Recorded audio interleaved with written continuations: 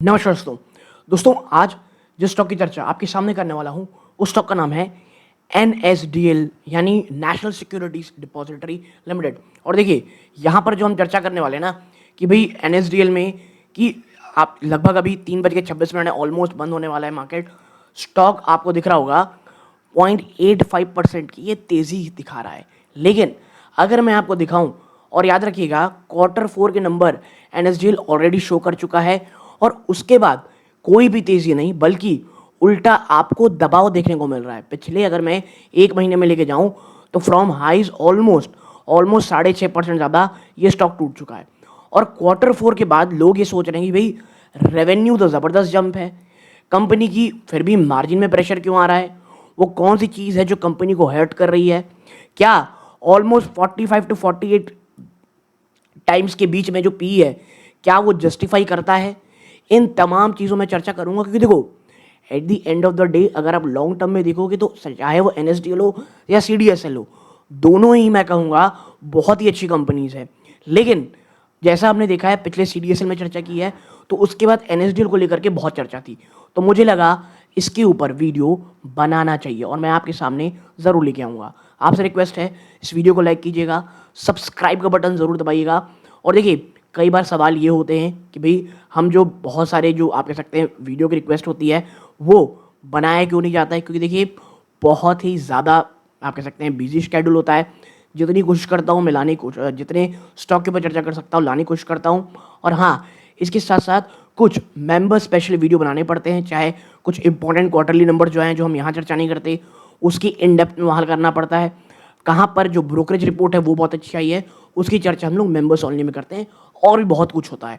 अगर आप चाहते हैं तो जाकर के ज्वाइन बटन पे काम कर सकते हैं। याद रखिएगा कहीं भी बाइंग और सेलिंग रिकमेंडेशन नहीं होती है, सिर्फ प्योरली एजुकेशन पर्पज़ के लिए जो भी डेटा अवेलेबल होता है मैं कंपाइल करके आपके सामने लाने की कोशिश करता हूँ। नाउ अब आते हैं भाई मेन मुद्दे के ऊपर, चर्चा क्या रहा है।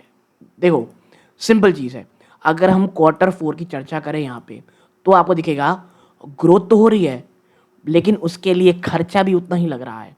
अगर आप देखोगे कि जो मार्जिन कंप्रेशन है वो क्यों है, स्ट्रक्चरल ट्रांजिशन की ओर गुजरी रही कंपनी वो क्या है, और कुछ हिडन रिस्क हैं किसके पीछे। ये जो तीन चीज़ हम देखें ना 26% जो रेवेन्यू जंप हुआ है उसके पीछे। और देखो एनालिस्ट टेक अवे क्या है, एक एक्सक्लूसिव ब्रेकडाउन हम करेंगे स्ट्रक्चर और जो NSDL की 47 टाइम्स पी है क्या वो जस्टिफाई कर रही है। आइए देखते हैं आगे। देखो सबसे पहले टॉप लाइन, तो भैया टॉप लाइन तो रिकॉर्ड टॉप लाइन रेवेन्यू रहा, लेकिन उसके पीछे एक बड़ी गिरावट आपको ऑपरेटिंग इफिशिएंसी में दिखेगी। कैसे, आप देखेंगे एक तरफ तो रेवेन्यू शानदार बढ़ रहा है बट एबिटा मार्जिन जो एक समय में 33.4% हुआ करते थे वो ड्रैग होकर के 22.7% से 28.9% रह गया है। रेवेन्यू में आप देखेंगे 23 से 26% का जंप है year on year. Net profit अब स्टैग्नेशन की ओर जा रहा है, 8.4% का जंप रहा ईयर ऑन ईयर 90.32 करोड़ में। एनालिस्ट टेकअवे ये है कि जो टॉप लाइन में आपको जंप दिख रही है ये पूरी तरह से डिस्कनेक्टेड है बॉटम लाइन को लेकर के, क्योंकि जो ऑपरेशनल कॉस्ट है इस रेवेन्यू का वो बहुत तेजी से जो भी प्रॉफिटेबिलिटी में आती थी आखिरी में आती है उसे खत्म कर दे रही है। सो प्रॉफिटेबिलिटी तो कह सकते हैं revenue but at a cost, पहली चीज़। फिर नेक्स्ट जब हम आगे चलते हैं इस जानकारी के लिए हम देखते हैं यहाँ पे अ टेल ऑफ टू सेगमेंट्स, यानी subsidising banking growth with legacy cash. देखो हो क्या रहा है, ये है डिपॉजिटरी सर्विस, 1 मिनट, ये है आपकी डिपॉजिटरी सर्विस जो इनका लेगेसी बिजनेस था, ये बहुत हद तक रुक चुका है। मात्र इनकी जो ब्रेड एंड बटर सर्विस है 2 से 2.4% की ईयर ऑन ईयर ग्रोथ है। ये कोर बिजनेस है जो प्लेटूइंग वॉल्यूम में, यानी प्लेटू मतलब एक स्तर में आ रही है। हिस्टोरिकली ये बहुत ही हाई मार्जिन पैसा था, यानी यहाँ से जो आप ये पी देख रहे हो ना वो इसी कारण आती थी। बट अब क्या हो रहा है, बैंकिंग सर्विस ये अब इनका ग्रोथ इंजन बन रहा है, 49.2% की एक्सक्लूसिव ग्रोथ है। लेकिन subsidy rag with schedule bank status, low to negative margin profile. But problem यहीं पे आ रही है, डिपॉजिटरी सर्विस आपको शानदार मार्जिन देता है, वो मार्जिन आपको यहाँ नहीं मिलती है, लेकिन वही वो आपको रेवेन्यू दिखा रहा है जिस कारण आपको जंप देखने को मिल रहा है। इसके साथ साथ एक फाइनल डिविडेंड 4 रुपए का कहा गया है इस पूरी ट्रांजैक्शन को लेकर के। तो आपको समझ में आ रहा होगा बहुत सिंपल टाइम में कि एक्चुअल में इशू क्या है। कोर जो लेगेसी बिजनेस है वो अब स्टैग्नेशन जा रहा है, प्लस जिस प्रकार की हम ओवरऑल मार्केट में देख रहे हैं गिरावट वो डराने वाली है, प्लस जो बैंकिंग सर्विस है वो है तो अच्छी लेकिन वो मार्जिन नहीं देती है। तो एनालिस्ट टेकअवे क्या कहती है, एनएसडीएल एक्टिवली बाय कर रहा है ग्रोथ को लो मार्जिन बैंकिंग में, और अब फंडामेंटली शिफ्ट हो रहा है इट्स कॉर्पोरेट मार्जिन प्रोफाइल नीचे की तरफ में। और यही कारण है क्या 47 टाइम्स की पी आप कह सकते हैं नॉर्मलाइज कर सकते हैं। फिर आते हैं नेक्स्ट चीज के ऊपर, massive FII capital flight severely throttle legacy settlement volume.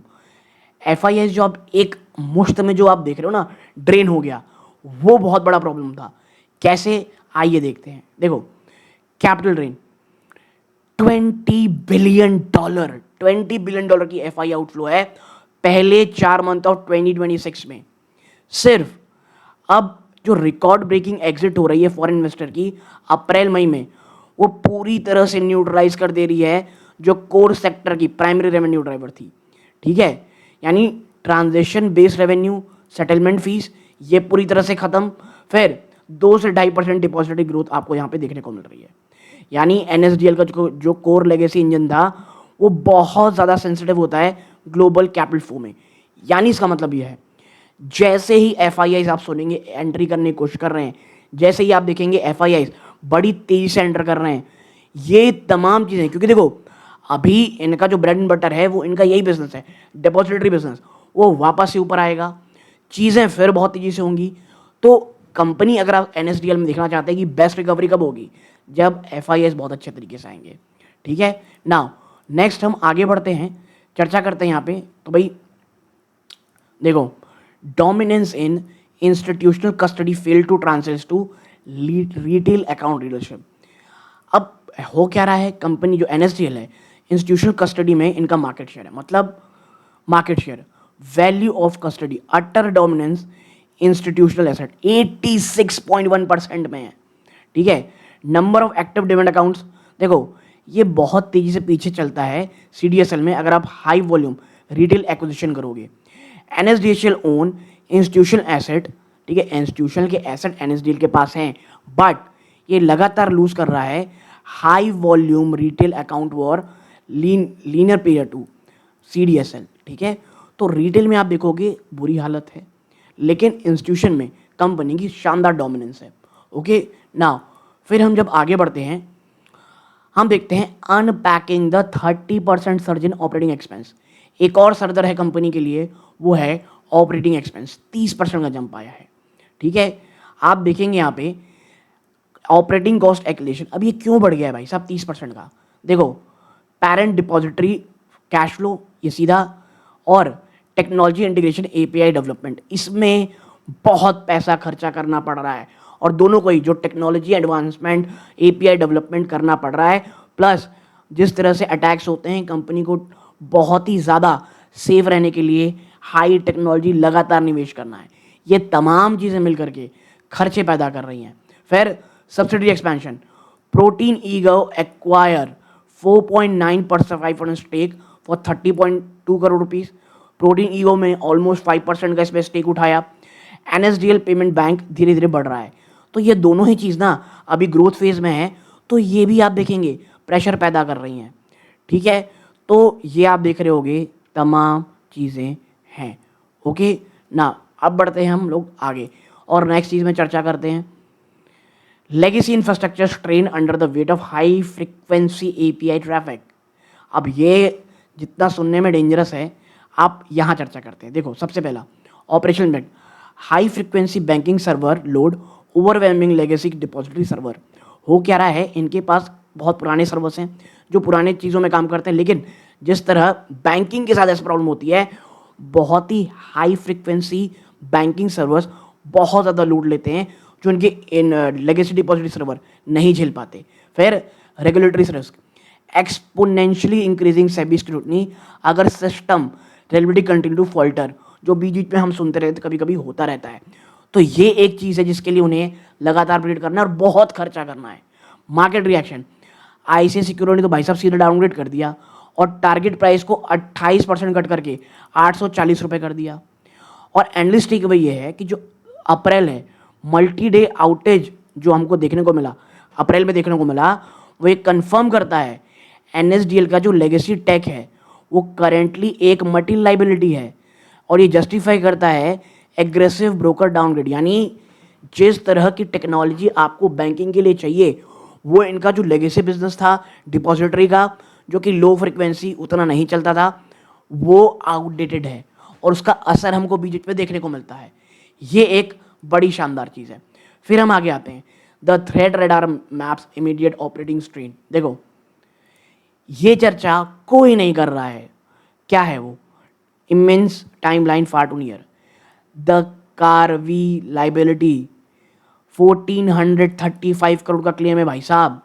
आप देखें जो कार्वी लाइबिलिटी है ये एक बहुत बड़ा ब्लैक स्वान रिस्क है। अगर आप निवेश कर रहे हो उसको भूलो मत, जो केपेबल है बहुत कई सालों के नेट प्रॉफिट को उड़ाने का। भाई साहब पिछले जो अभी कट रहा है मात्र 90 करोड़ है आपका प्रॉफिट, और ये बात कर रहे हैं ऑलमोस्ट 10 से 13% की, ऑलमोस्ट 12-13 टाइम्स नेट प्रॉफिट।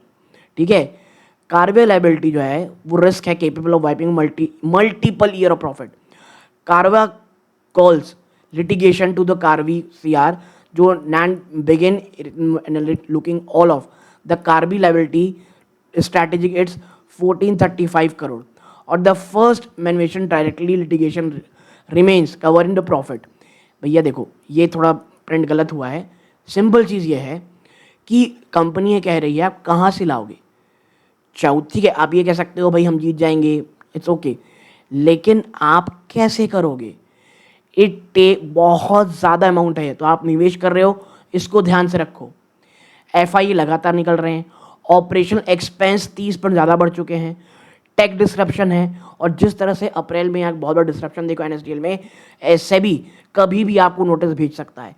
तो ये बहुत सारी चीज़ें हैं आपको ध्यान में रखनी है जो साफ साफ हमको यहाँ पे देखने को मिल रही भैया। फिर identifying the structural runway capable of driving future volume. तो फ्यूचर में वो कौन सी चीज़ है जो आने वाले समय दिखाएगी? Unlisted equity dominance 72.5% market share है। सेबी का जो डीमटेरियलाइजेशन मैंडेट है वो एक्सपोनेंशियली एक्सपैंड कर रहा है इनके एडजसेंट मार्केट को, यानी वो स्टॉक जो अभी मेटलाइज नहीं हुआ है उसमें 72.5% हिस्सा इन्हीं का है। वो जब होते हैं it will be good.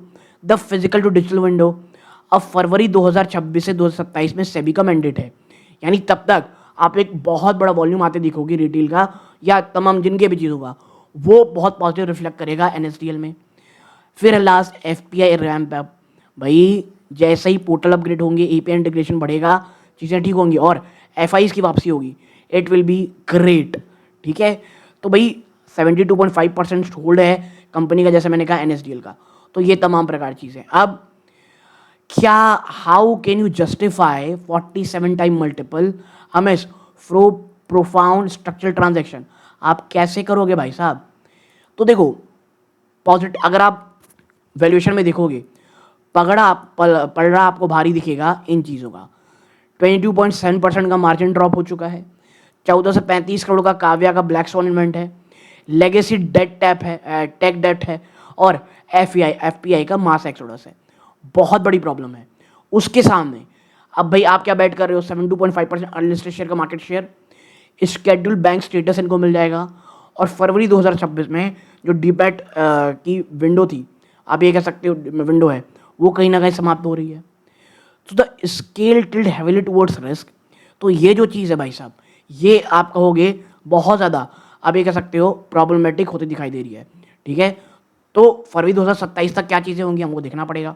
Now the final verdict, ठीक है, और वो सिंपल है भाई, उसमें कोई बहुत दिमाग लगाने की जरूरत नहीं है।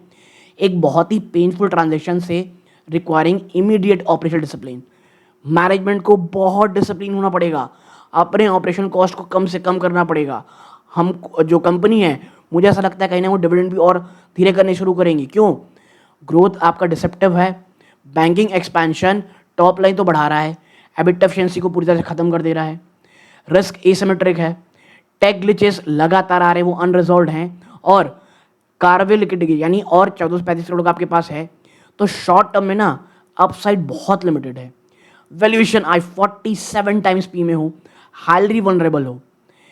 एनएसडीएल को पूरी तरह सक्सेसफुल नेविगेट करना होगा एक inefficient monopoly to a lean tech forward financial hub. Until then आप देखोगे कि अपने कंपटीटर जैसे सीडीएसएल से काफ़ी पीछे आपके होता हुआ दिखाई देगा दोस्तों। ओके, आपकी क्या राय है कमेंट बॉक्स बताइएगा। ये इस वीडियो का अंत है। जय हिंद।